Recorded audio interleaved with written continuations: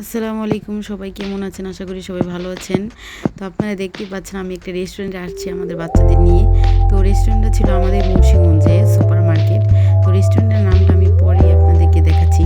তো প্রথমে আমরা রেস্টুরেন্টে ঢোকার সাথে সাথে দেখলাম বাচ্চাদের খেলার জন্য খুবই সুন্দর একটা স্পেস ছিল। তো ওখানে সুন্দর একটা দোলনাও ছিল।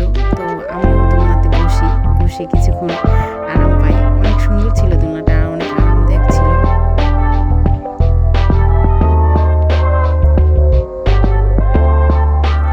তো এই রেস্টুরেন্টে এসে আমার খুবই বাজে একটা অভিজ্ঞতা হয়েছিল, কারণ কোথাও না জেনে শুনে কোথাও যাওয়া ঠিক না। কারণ আমি এখানে প্রথম আসছি। তো আমি এখানে প্রথম আসার পরে এখানে আসার পরে আমি খুবই বাজে একটা অভিজ্ঞতার মাঝখান দিয়ে গিয়েছি।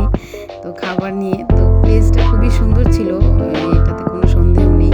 বাচ্চারা খেলাধুলা করছিল, তো সাথে একটা পার্টি ছিল। তো আমি একটু ঘুরে ঘুরে ভিডিও করছিলাম।